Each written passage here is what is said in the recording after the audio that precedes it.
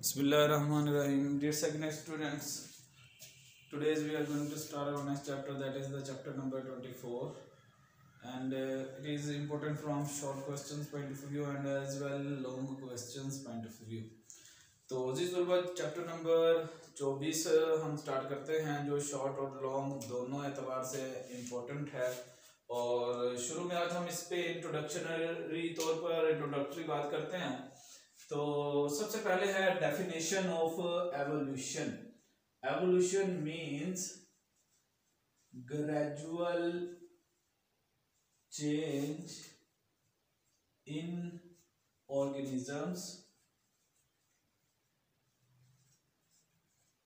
that result in new species, यानी living organisms में gradual change with the passage of time और उसके जरिए से नई स्पीशीज का मार्ज वजूद में आना, ये एवोल्यूशन कहलाता है। अब इस एवोल्यूशन के नजरिए पर अगर हम बात करें तो दो तरह के नजरिए हैं। एक जिसे हम कहते हैं it is the theory of special creation, theory of special creation, and second one is the theory of natural selection। अब देखा जाए तो थ्योरी ऑफ स्पेशल क्रिएशंस हम देखते हैं it believes in divine creation. Divine creations mean all the living organisms are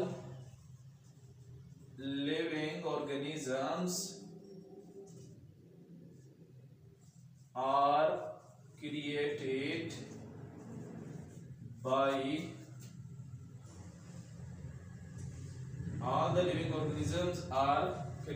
by Allah Almighty, or by nature. Scientist uses the word nature instead of the Allah Almighty. So the theory of special creation are the scientists that are known as creationists, and the scientists that believe in the theory of natural selections are called the naturalists। यानी हम देखते हैं कि theory of special creations में जो believe करने वाले साइंसदान हैं, इनको हम कहते हैं ये क्रिएशनिस्ट कहलाते हैं। यानी इनका एतबार है कि लिविंग ऑर्गेनिजम्स की तख्लीक डिवाइन क्रिएशन है, यानी अल्लाह अलमाइटी की तरफ से, एक सुप्रीम पावर की तरफ से ये तमाम जिंदा जानदार और कायनात तख्लीक की गई है। जबकि हम कहते हैं कि थ्योरी ऑफ नेचुरल सिलेक्शन जो है ये इसके बरअक्स है।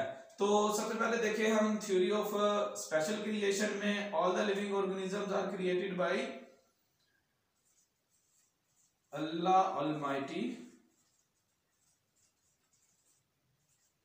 Allah Almighty specially and specifically, specially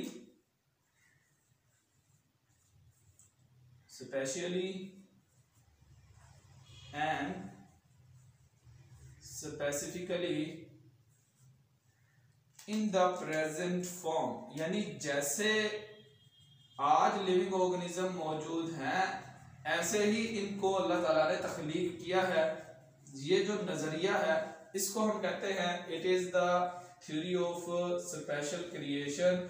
और इसके बरअक्स जो थ्योरी ऑफ नेचुरल सिलेक्शन है, इसके अंदर जो हम बात करते हैं वो ये कहता है कि new species arises from previous species by changes in great many generations, means that the generations after generation accumulation of the changes produces the new species of the living organism। हम ये देखते हैं नई स्पीशीज अराइज होती हैं previous species से आहिस्ता आहिस्ता यानी gradually by great many generation यानी कई नस्लें गुजरने के बाद हम देखते हैं कि ये जो बाद में पैदा होने वाले ऑर्गेनिजम्स हैं वो अपने एंसेस्टर से टोटली डिफरेंट हो जाते हैं। अब इसमें वो कहता है कि जो डिफरेंट स्पीशीज थी, different species that live in different climate evolve differently. They evolve differently. The different species that live in the different climates evolve differently. It is called the theory of natural. तो इस तरह से ये दो short questions बनते हैं, theory of special creation and the theory of natural selection. और अगर देखा जाए कि वो साइंटिस्ट जो बिलीव करते थे थ्योरी ऑफ स्पेशल क्रिएशन में, इसमें हम नाम लिखते हैं डार्विन का, और इसी तरह से कैरोलस लीनियस बिलीव करता था थ्योरी ऑफ स्पेशल क्रिएशन में। यानी रिलीजियस स्कूल ऑफ थॉट जो है वो थ्योरी ऑफ स्पेशल क्रिएशन को सपोर्ट करता है, और जो नेचुरल सिलेक्शन है ये जो हम कहते हैं ज्योग्राफियाई और क्लाइमेटिक पॉइंट ऑफ व्यू से या इसी तरह से साइंटिफिक पॉइंट ऑफ व्यू से जो बिलीव करने वाले साइंटिस्ट हैं वो थ्योरी ऑफ नेचुरल सिलेक्शन पर बिलीव करते हैं। अब देखिए इसके बाद एक नेक्स्ट क्वेश्चन है कि देखा जाए तो हमारे क्लाइमेट में जो चेंजेस आई हैं आहिस्ता आहिस्ता, इनको हम एवोल्यूशन कहते हैं, इसी ही तरह से लिविंग ऑर्गेनिजम्स में चेंजेस आती हैं। तो एक शॉर्ट क्वेश्चन है, what is the went hypothesis, कि वेंट हाइपोथेसिस क्या है? हम ये कहते हैं the origin of life begins in hot water springs, के जिंदगी का आगाज गर्म पानी के चश्मों में हुआ। और इसकी एग्जाम्पल हम देखते हैं एक bacteria that is the Thermus aquaticus that can survive at 120 degrees centigrade and reproduce at this climatic condition।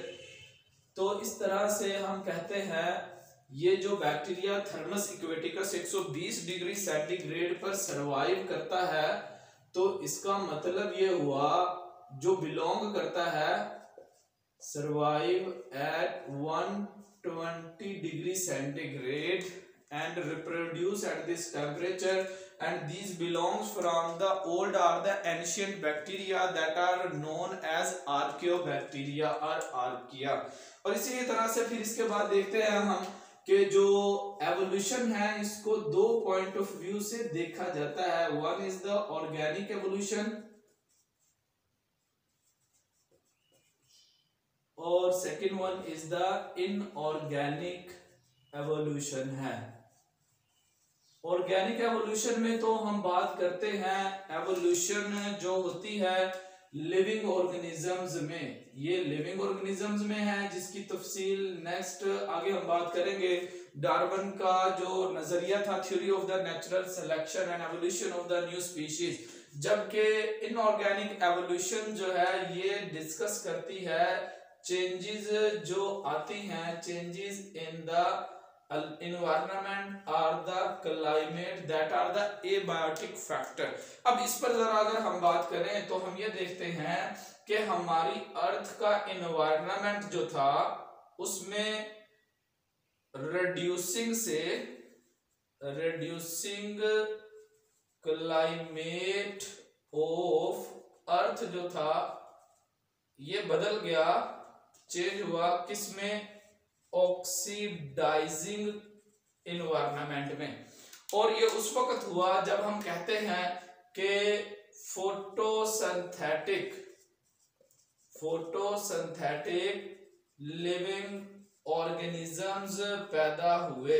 जब से फोटोसिंथेटिक लिविंग ऑर्गेनिजम्स पैदा हुए उन्होंने फिर हम देखते हैं फोटोसिंथेसिस के जरिए से ऑक्सीजन रिलीज की, ऑक्सीजन रिलीज हुई और इसी ही ऑक्सीजन से हम देखते हैं कि जो लाइफ की कंडीशंस थी जमीन पर वो एनएरोबिक से हम देखते हैं एरोबिक होना शुरू हुई और इसी ही तरह से एरोबिक लाइफ प्रोसेसेस का आगाज हुआ और इसी ही तरह से फिर इस ऑक्सीजन से ही ओजोन फॉर्मेशन स्टार्ट हुई जिसने अर्थ को मजीद प्रोटेक्टिव एनवायरनमेंट दिया ताकि इसमें लाइफ जो है वो तेजी से पनप सके।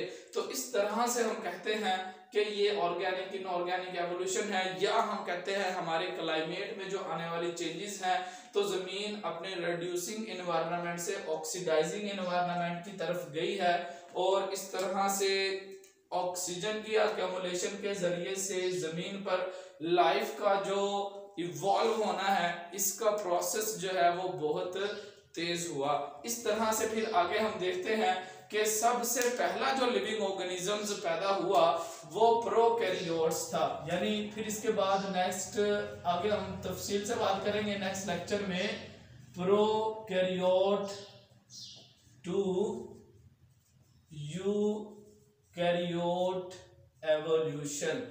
तो इस तरह से लाइफ का एक आगाज होता है इस प्लेनेट पर। तो ये हमारा इंट्रोडक्शन था शॉर्ट क्वेश्चन के पॉइंट ऑफ व्यू से। 4 शॉर्ट क्वेश्चंस जो है यहाँ पे बनते हैं। वेंट हाइपोथेसिस मेन इंपॉर्टेंट है, इसी तरह से नेचुरल सिलेक्शन और थ्योरी ऑफ स्पेशल क्रिएशन है। Thank you.